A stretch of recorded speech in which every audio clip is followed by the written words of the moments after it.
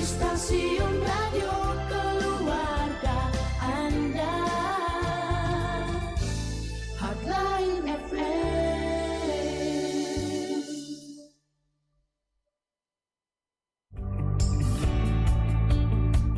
Dermaga Jaya Group, One Stop Tire Solution. Kami hadir di berbagai daerah di Kalimantan Timur untuk memberikan pelayanan terbaik kepada Anda dengan menyediakan ban Bridgestone, Swallow, Sailun, Achilles, Otani, dan Gajah Tunggal. Kami juga menyediakan vulkanisir bandek, velg Jansa, dan PBI untuk kebutuhan kendaraan Anda. Kami juga menyediakan conveyor belt, marine fender, dan kami juga sebagai distributor oil casserole untuk industrial. Segera hubungi kami di 0541 742 426, 0541 742 426, atau SMS dan WhatsApp kami di 0821 5299 1734, 0821 5299 1734. Dermaga Jaya Group, One Stop Tire Solution.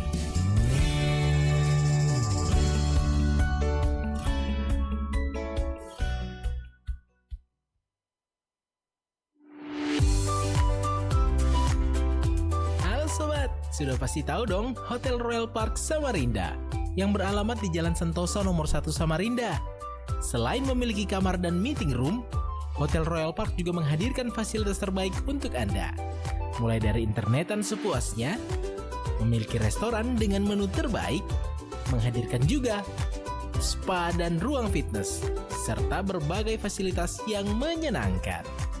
Dengan harga terjangkau, yuk staycation di salah satu kamar terbaik dan temukan perpaduan menarik dari pelayanan profesional yang ada di Hotel Royal Park Samarinda.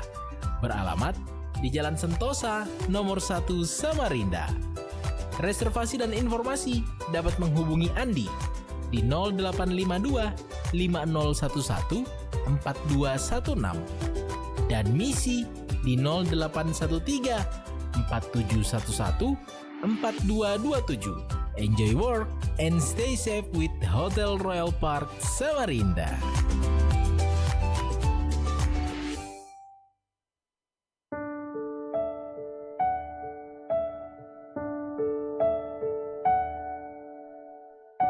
Iya, shalom selamat malam hai listener, kembali lagi pastinya di ruang dengar Anda dari jalan kebahagiaan nomor 27C Samarinda dalam program Reach the Unreachable, menjangkau yang tak terjangkau.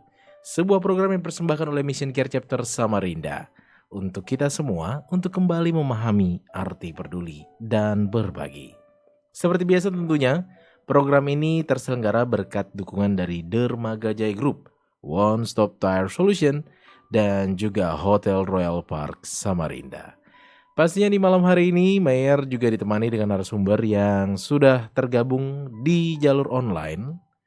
Dan tentunya juga menjelang, karena besok kita juga akan menikmati sukacita karunia Tuhan, di mana besok di hari kenaikan juga pas nih bertepatan di sehari sebelum kita merayakan sukacita di hari esok.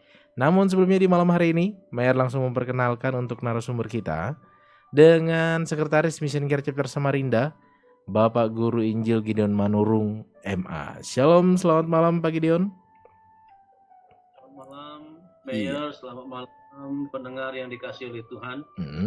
Iya, sukacita untuk bisa ketemu lagi dengan Pak Gideon.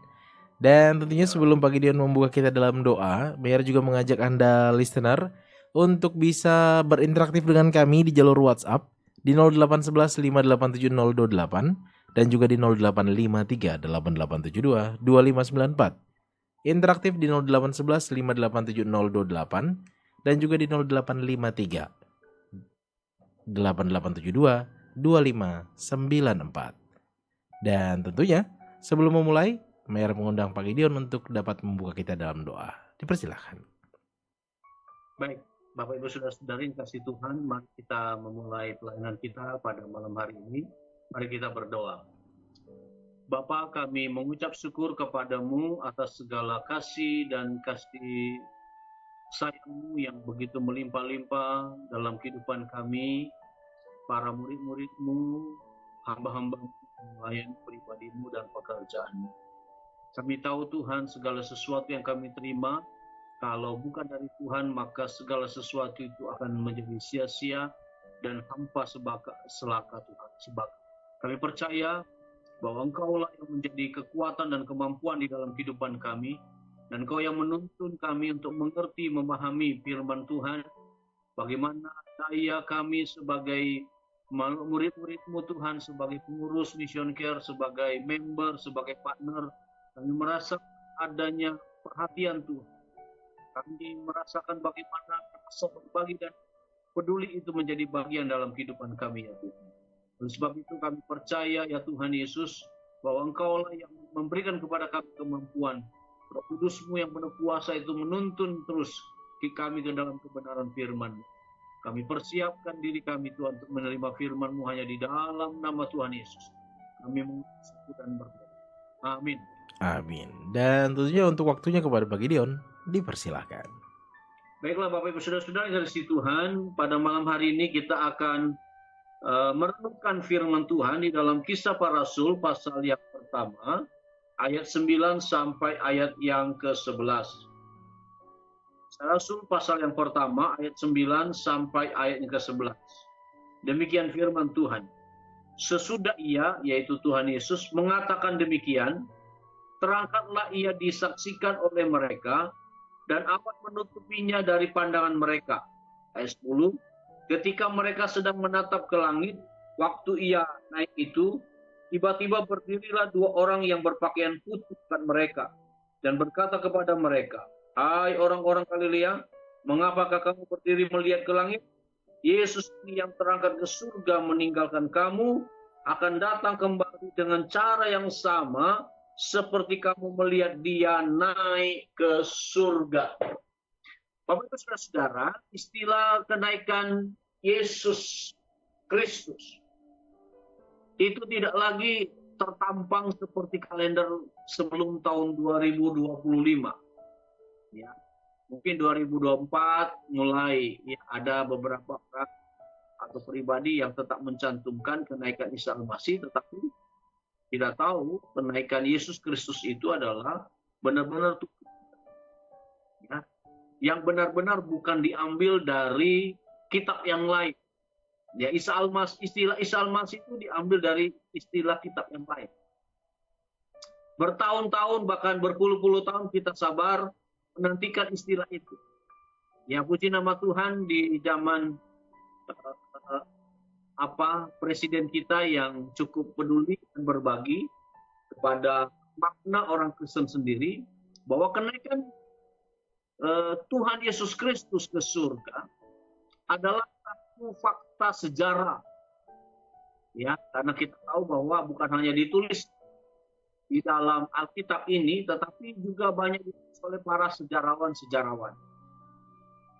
Berarti firman Tuhan yang baru kita baca itu adalah penggenapan dan juga ya penggenapan dari perjanjian lama, dan juga merupakan satu era di mana disebut eranya gereja.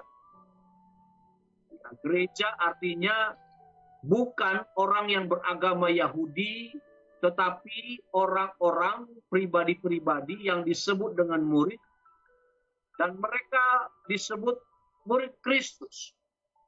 Ya, jadi bisa saya terangkan Bapak Ibu Saudara-saudara, pada waktu kalau kita melihat Alkitab saja lah, perjanjian lama dan perjanjian baru, di tengah-tengah ada lembar putih. Begitu ya.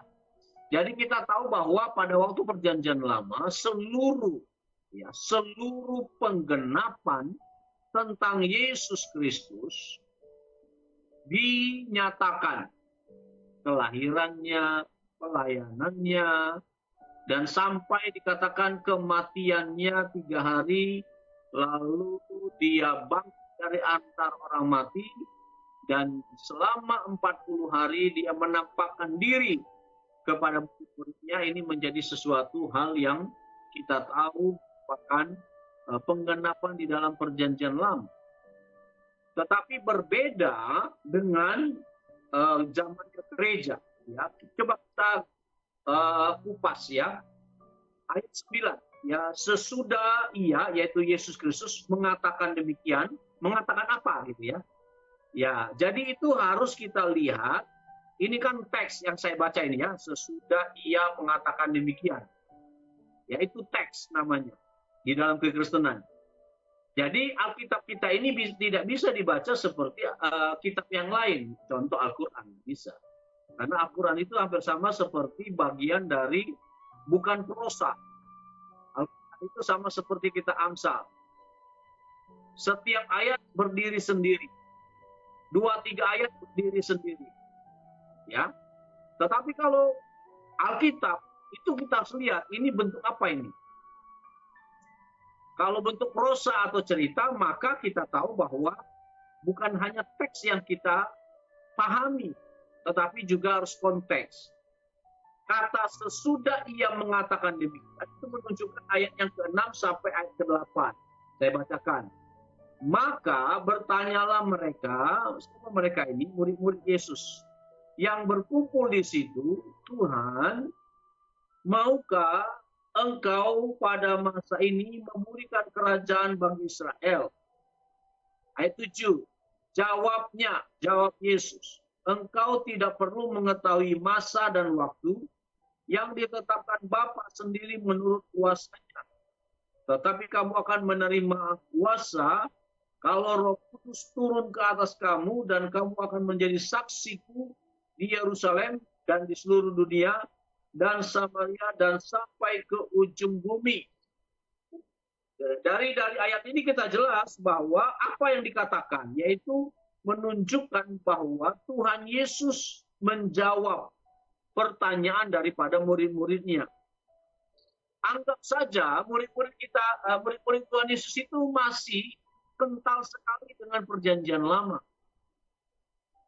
Karena perjanjian baru mulai. Belum banyak ditulis. Ya. Tetapi kita tahu dari sini bahwa Tuhan memakai seluruh rasul-rasulnya untuk menuliskan kejadian yang benar-benar mereka sudah alami. Termasuk Rasul Paulus. Ya, kisah Rasul ini ditulis oleh Lukas. Dr. Lukas itu pada waktu dia menulis kitab Lukas dan kisah para rasul, dia melihat sendiri apa yang terjadi. Ya.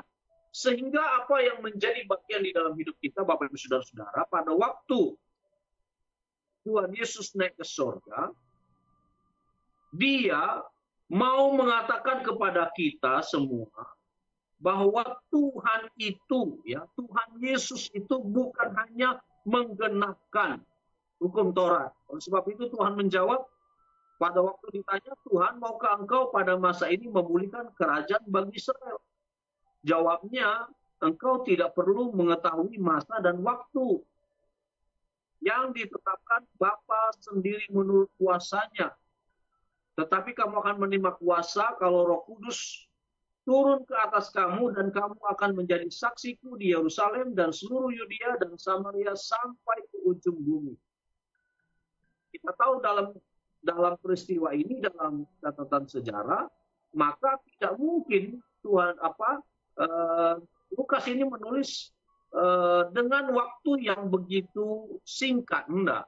Jadi dia perlu proses. Dan istilah saya adalah kalau proses ini adalah Tuhan Yesus memilih 12 murid, gitu ya. Tetapi di antara 12 murid ini ada murid-murid yang lain. Ada mungkin Daniel Mayer bisa mendengar itu, yang bahkan pemirsa kita pendengar radio ini bisa membayangkan bahwa Tuhan Yesus bukan hanya mempunyai 12 murid yang menjadi rasul. Tetapi dia punya murid 70 orang. Ya. Makanya ini yang diambil oleh para rabi Israel bahwa untuk menentukan orang-orang yang bisa mengambil sikap ataupun tanggung jawab untuk menerapkan Taurat di bangsa Israel yang belum percaya Yesus itu adalah 70 orang, gitu ya. Nah, paling tidak ini membuat kita mengerti bahwa sebenarnya Tuhan sendiri adalah yang menyatakan apa yang Dia mau dalam hidup kita. Ya. Jadi kepedulian itu berkali-kali, kepedulian itu bukan karena misalnya saya punya sesuatu. Kepedulian itu adalah apabila kita merenungkan bagaimana kita dapat jawaban daripada Tuhan. Seperti saat ini, ya, Tuhan Yesus mengatakan apa? Oh, dia mengatakan engkau tidak perlu mengetahui masa dan waktu, ya, yang ditetapkan Bapa sendiri menurut kuasanya, tetapi kamu akan menerima kuasa kalau Roh Kudus turun ke atas kamu, dan kamu akan menjadi saksiku di Yerusalem dan seluruh Yudea dan Samaria dan sampai ke ujung bumi. Jelas dikatakan bahwa kalau kita mau meresapi dasar peduli dan berbagi, yang pertama adalah kita harus mengerti apa yang dimaksudkan oleh Tuhan Yesus kepada kita. Jadi pada masa-masa Tuhan Yesus bukan hanya memilih 12 murid menjadi rasul. Jadi kan 12 saja rasulnya. Kan? Nah, yang menjadi persoalan bagaimana dengan terbentuknya perjanjian baru, kan gitu. Nah, ini kembali kepada sejarah bahwa benar-benar pada waktu itu orang-orang Yahudi yang percaya kepada Yesus Kristus dan orang-orang Ibrani ataupun orang yang di luar Ibrani yang percaya kepada Yesus Kristus melalui pemberitaan daripada mereka semua, ini menunjukkan bahwa begitu Tuhan itu mempunyai langkah demi langkah. Ya. Jadi komitmen kita sebagai pribadi yang peduli dan berbagi, bukan hanya niat saja, tetapi benar-benar dari hati. Dari hati kita yang paling dalam ada rancangan Tuhan yang Tuhan berikan kepada hidup kita. Ya.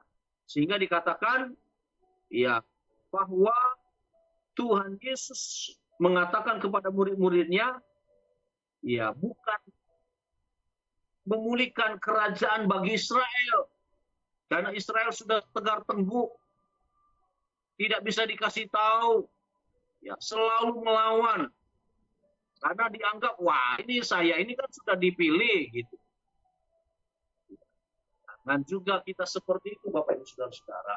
Jadi mari kita seperti ya pribadi-pribadi yang di dalam perjanjian baru. Ya, bedanya adalah kalau Taurat itu perjanjian lama, ya dikatakan Yesus Kristus itu mati di kayu salib. Menjadi juru selamat. Tetapi di dalam perjanjian baru, ya di sana dikatakan adanya ya satu pencampuran semua orang-orang di dunia ini untuk menjadi satu oleh karena kita percaya kepada Yesus Kristus yang menyelamatkan. Kita bukan disebut rasul, karena rasul cukup 12 saja. Kan gitu ya, Mayor ya. Kita ini disebut murid-murid Kristus yang sedang mengerjakan pekerjaan dan bahkan mengerjakan apa yang dia mau. Bedanya apa? Bedanya adalah pada waktu perjanjian lama, pemikiran Yahudi, bahwa Yesus Kristus adalah Raja yang sedang dinantikan, yang membebaskan, ya secara fisik, gitu ya, secara ekonomi dan sebagainya. Tetapi Tuhan Yesus berkata, saya tidak sampai di situ. Di situ memang perlu ada pemulihan. Tetapi yang diintikan oleh Tuhan adalah kita ini adalah murid-murid Tuhan Yesus, bukan seperti 120 orang, 70 orang, 12 orang yang menjadi rasul itu. Tidak. Ini adalah menjadi murid Tuhan yang sungguh-sungguh mengerti maksud Tuhan di dalam Alkitab, bahwa Yesus Kristus itu adalah juru selamat dunia. Bukan lagi di dalam konsep perjanjian lama Mesias yang dinanti-nantikan itu. Enggak. Jadi Tuhan Yesus atau Mesias yang dinantikan dalam perjanjian lama sudah lahir ke dalam dunia. Ya, pada waktu dia lahir, dia hidup, Ya, 8 hari kemudian dia disunat. Nah, sekali lagi saya mengatakan kepada kita semua bahwa peraturan sunat itu bukan dari seseorang. Peraturan sunat pertama kali adalah pada masa di mana Abraham dipanggil oleh Tuhan dan dia harus menyunatkan dirinya, menyunatkan anaknya Ismail, dan paling penting adalah pada waktu anaknya Ishak lahir 8 hari disunat. Berarti setiap konsep sunat itu bukan milik orang-orang dari beragama Islam, bukan. Yang beragama Yahudi pun ya mengenal sunat itu sejak awal, ya. Dan sampai saat ini mereka tetap bukan 12 tahun, Mayor, tetapi semua anak-anak Yahudi sampai hari ini disunat 8 hari. Ini menunjukkan bahwa Tuhan itu hidup di tengah-tengah kita supaya kita mengerti rasa peduli dan berbagi itu bukan karena kehidupan kita ini dipengaruhi oleh situasi dan kondisi, tetapi kita punya komitmen seperti tadi. Komitmennya apa, Pak? Ya, komitmennya adalah bahwa kita ini adalah pribadi yang mengenal ya hanya kebenaran. Selain kebenaran tidak ada. Seperti ayat 9 sampai ayat yang ke-11 ini, apa kebenaran yang kita bisa petik dari semua kata-kata dan ayat-ayat yang sudah dibacakan, yang kita sudah dengar? Apa, Bapak Ibu Saudara-saudara? Bahwa benar-benar ya murid Tuhan Yesus itu dikatakan mereka melihat, mereka menyaksikan Tuhan Yesus naik ke surga. Istilah terangkat, istilah naik. Nah, jangan diperdebatkan lagi nanti. Nanti itu bisa membuat celah bagi orang Kristen. Oh iya, ini menandakan bahwa ini konsepnya. Iya. Tidak, Bapak Ibu Saudara-saudara. Jadi pada waktu kita menerima konsep di mana Tuhan sendiri dikatakan dia harus naik ke surga, meninggalkan para murid-muridnya, dan mereka melihat Tuhan Yesus naik ke surga. Naik ke surga. Ya, itu makanya saya sering mengkritik satu lagu yang ku tak membawa itu.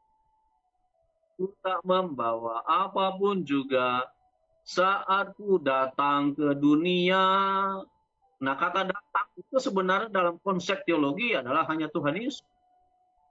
Kita itu terlahir. Betul enggak? Apa bedanya dengan Tuhan Yesus datang ke dalam dunia? Kan Tuhan Yesus lahir juga. Nah, ini yang membuktikan kesalahan kita dalam pola berpikir. Tuhan Yesus memang datang ke dalam dunia berupa bayi yang sangat-sangat lemah. Tetapi sebenarnya Tuhan kita yang 100% Tuhan dan 100% manusia, maka dia perlu ya, memakai tubuh kita ini. Dia datang. Ya. Jadi datangnya berupa lahir.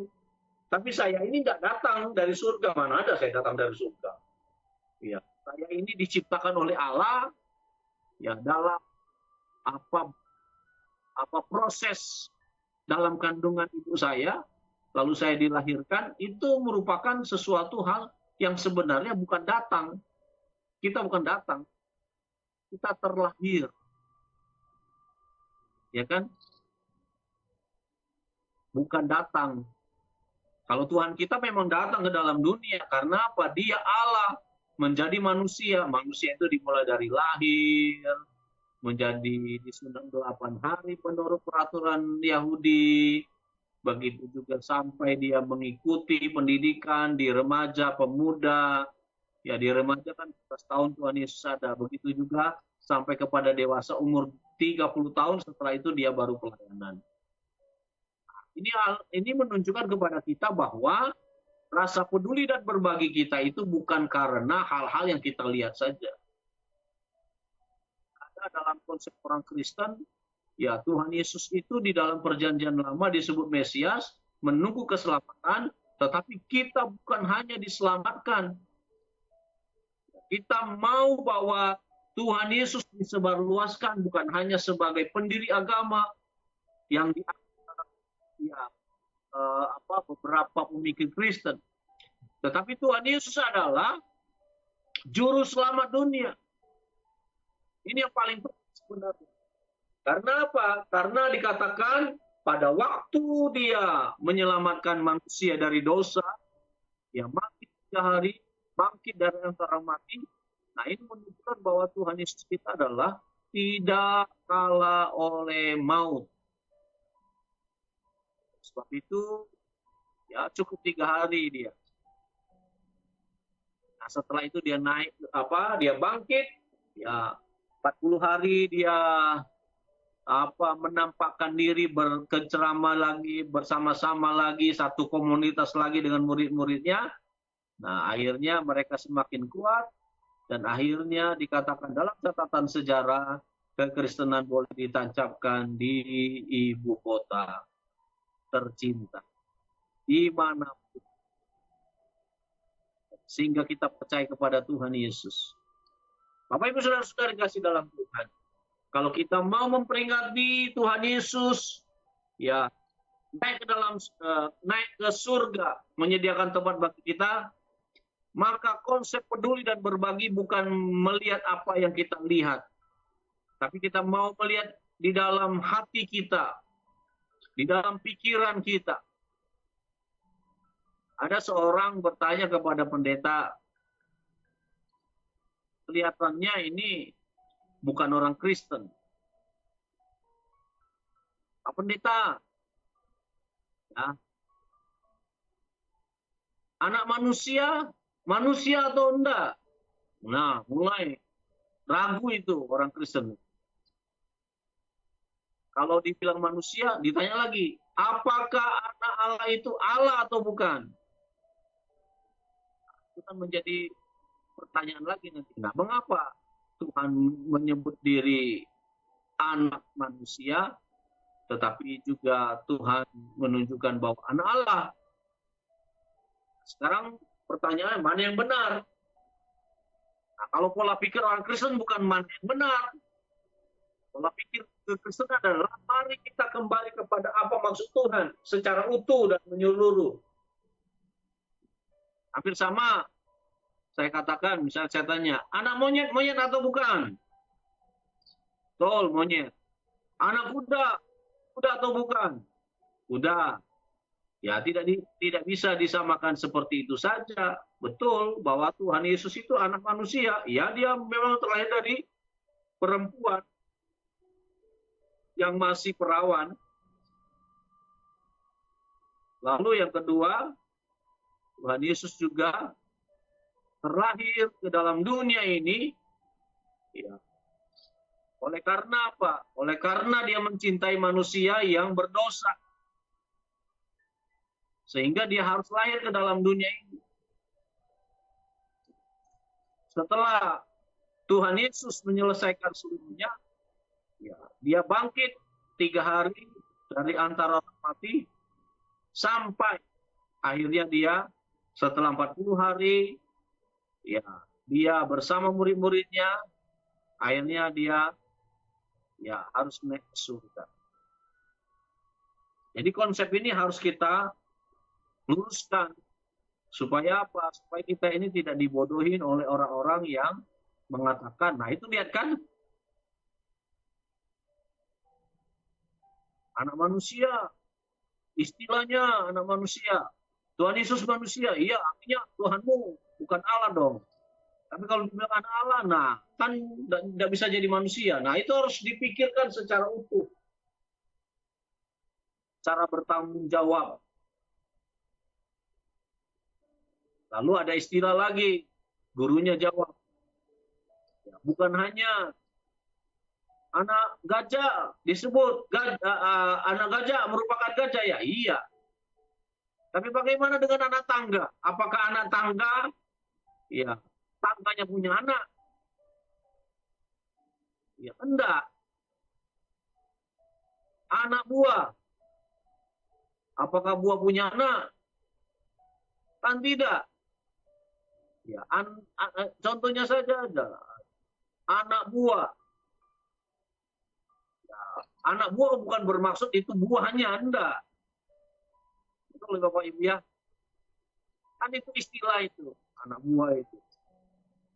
Jauh sekali dengan pola pikir kita kalau bilang kita anak buah, berarti kita makan buah gitu, enggak. Karena dia dari induknya lalu ya dia menghasilkan banyak buah, enggak. Anak buah adalah satu pekerjaan yang diistilahkan dalam bahasa Indonesia anak buah. Nah, begitu juga dengan Tuhan Yesus kita itu. Dia anak Allah 100%, dia anak manusia 100%, dia Allah 100%, dia manusia 100%. Jadi apa yang menyebabkan dia datang ke dalam dunia? Karena dosa itu yang memutuskan. Syarat untuk menjadi seseorang itu juru selamat, dia tidak punya dosa. Dan pribadi Yesus Kristuslah sebagai yang dijuluki anak Allah tidak berdosa. Anak manusia pun dia tidak tertular oleh dosa. Karena apa? Karena hidup Tuhan kita adalah di dalam roh. Bukan di dalam apa yang kita lihat, apa yang kita rasa, yang selalu salah ini. Sebab itu pada malam hari ini, saya mengajak kita semua untuk bukan hidup apa yang kita lihat, tetapi mari kita hidup secara utuh, menjadi murid-murid Tuhan. Sehingga kita mengerti maksud Tuhan di dalam hidup kita ini. Tidak mudah putus asa. Tidak mudah kita ini merasa diri sendirian. Tetapi Allah kita adalah Allah yang selalu peduli. Ya, Bapak Ibu Saudara-saudara yang dalam kasih dalam Tuhan Yesus Kristus. Dengan demikian, kalau kita mempunyai konsep yang demikian bahwa kita berbakti dan peduli itu bukan karena apa yang kita selalu lihat, yang kita selalu rasakan, bukan hanya sampai situ. Tapi kita sungguh-sungguh mengerjakan berbagi dan peduli itu dimulai dari hati. Ada satu tetesan air mata bahagia kalau kita tahu bahwa para hamba Tuhan, mahasiswa teologi, ya, begitu juga dengan guru agama Kristen, bisa menikmati seperti yang kita nikmati. Dan sebab itu, ya, Mission Care sangat peduli dan berbagi. Oleh karena itu, Bapak Ibu Saudara-saudara, karena ada tindakan langsung, walaupun tindakan langsung itu tidak begitu banyak, terlalu besar gitu. Saya punya kesaksian. Ya. Kalau kita mendengar berita tentang gereja setan, benar istilah itu? Ya, menurut saya tidak benar. Namanya juga setan sama gereja mana bisa bersatu. Harus Tuhan sama setan, ya Tuhan ya setan. Tetapi ini ada agama baru yang masuk namanya gereja setan. Tetapi di gereja setan ini adalah yang kita tahu, yang kita dengar adalah setiap kali ada orang yang masuk dalam perkumpulan mereka dan mereka sangat membutuhkan misalnya dana, maka mereka bisa lunan loh mereka. Tidak misalnya saya butuh 1 juta untuk bayar rumah.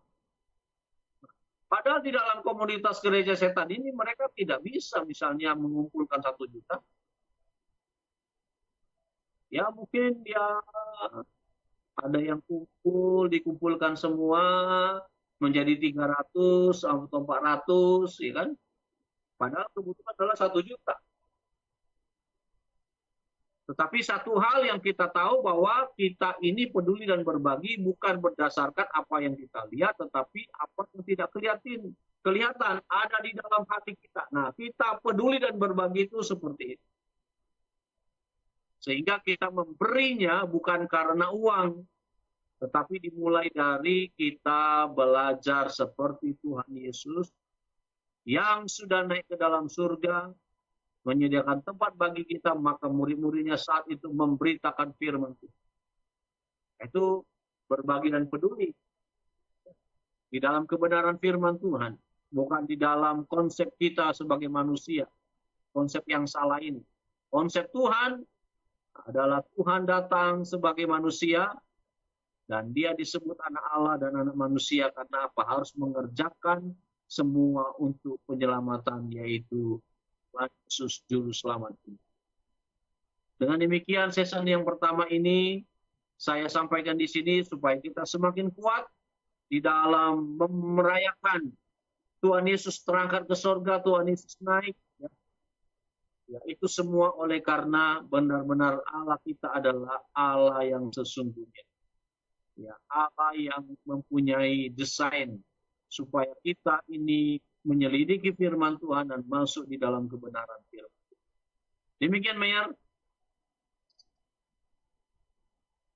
Iya, terima kasih Pak Gideon untuk pencerahan kita di segmen awal ini. Dan pastinya listener dimanapun Anda berada, kami masih mengundang untuk dapat bergabung di jalur interaktif yang terbuka. Jalur interaktif terbuka di jalur WhatsApp di 0811 587 028 dan juga di 0853 8872 2594.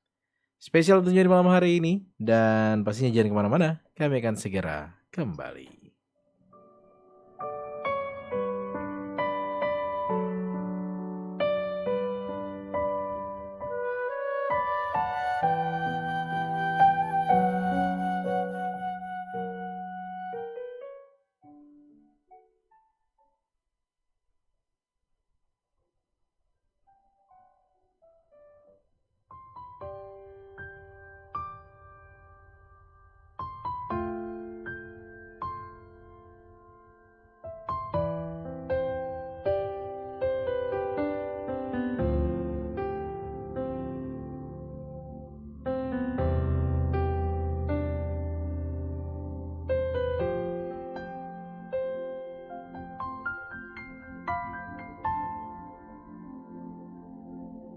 Yesus Tuhan ditinggikan, dimuliakan dan naik ke surga. Dia berikan Roh Kudus-Nya, menguatkan dan menolong selalu. Sungguh ku rindu bersekutu denganmu selamanya.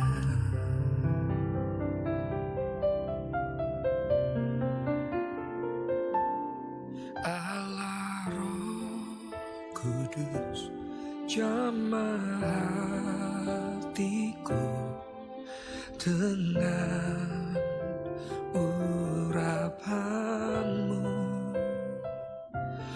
Rindu selalu dekat denganmu, tinggal di hadiratmu.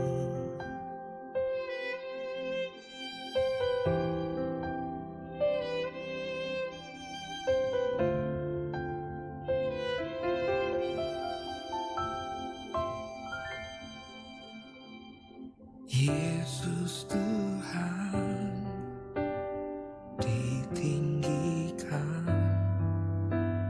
dimuliakan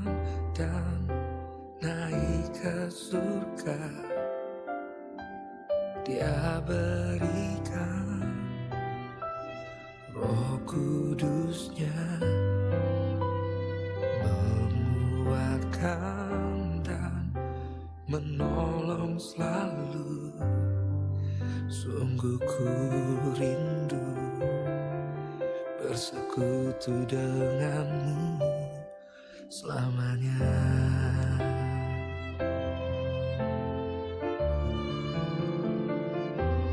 Allah Roh Kudus jamah hatiku dengan urapanmu, rindu selalu dekat denganmu, tinggal di hadiratmu. Iya, listener kembali lagi pastinya dalam program Reach the Unreachable, menjangkau yang tak terjangkau. Sebuah program yang dipersembahkan oleh Mission Care Chapter Samarinda. Hadir untuk kita untuk kembali memahami arti peduli dan berbagi. Program ini tentunya terselenggara berkat dukungan dari Dermaga Jaya Group, One Stop Tire Solution, dan juga Hotel Royal Park Samarinda. Malam hari ini Mayer masih ditemani dengan narasumber kita Bapak Guru Injil Gideon Manurung MA sebagai sekretaris dari Mission Care Chapter Samarinda. Dan tentunya di segmen kedua, Pak Gideon, bagaimana tentunya kita bisa lebih lagi memahami karya Tuhan, apalagi untuk bisa menjadi sarana berkat ini Pak Gideon ya, bagi Iya. hamba Tuhan, mahasiswa teologi dan juga guru agama. Silakan Pak Gideon. Baik, Bapak Ibu Saudara-saudara, yang pertama kita tahu bahwa rasa berbagi dan peduli pada waktu kita memahami, merenungkan tentang kenaikan Tuhan Yesus ke surga, Ya.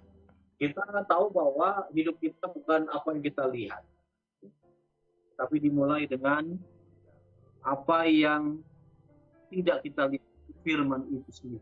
Sesudah ia mengatakan demikian, terangkanlah ia. Ya.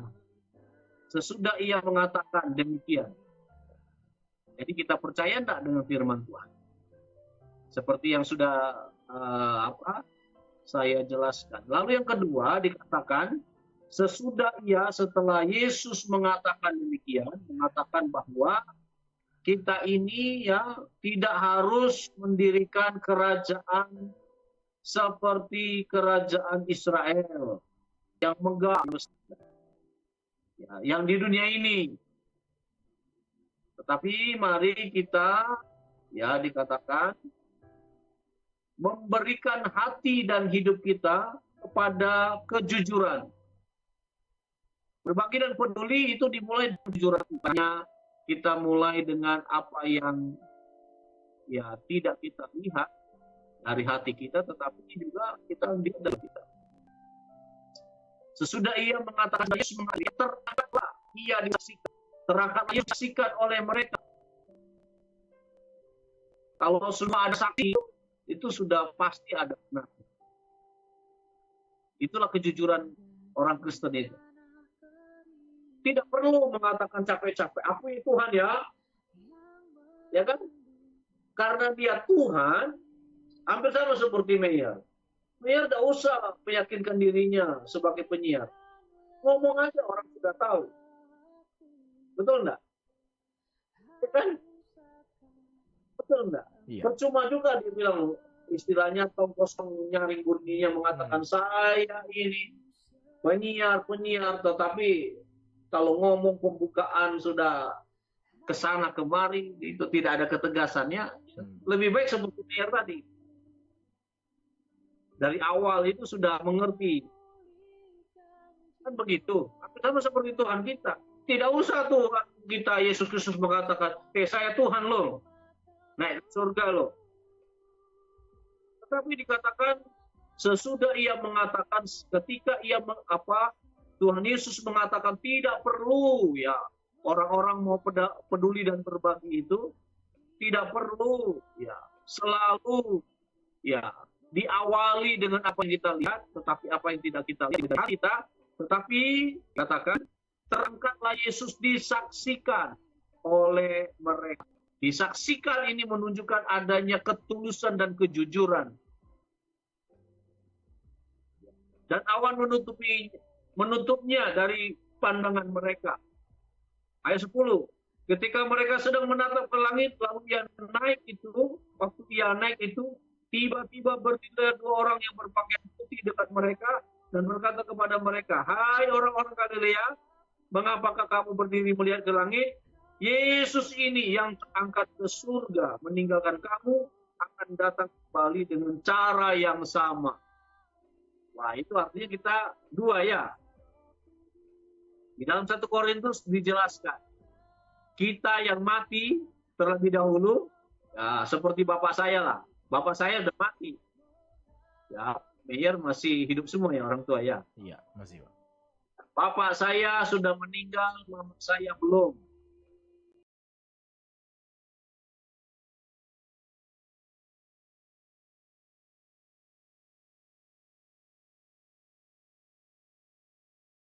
Bapak saya nanti kalau Tuhan Yesus meniupkan trompetnya untuk kedatangannya kedua kali, maka dikatakan orang mati itu diubahkan, naik, diubahkan, tubuhnya diubahkan. Ya, dia bukan lagi tanah.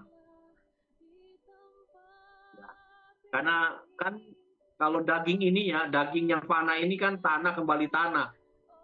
Tapi jiwa dan rohnya mendapatkan tubuh kebangkitan yang tidak hanya bisa dilihat, tidak dilihat pun bisa.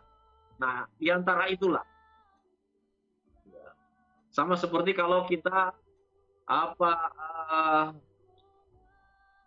komunitas Kristen. Ya. Komunitas Kristen kan kalau menggambar malaikat itu, kita lihat itu jenis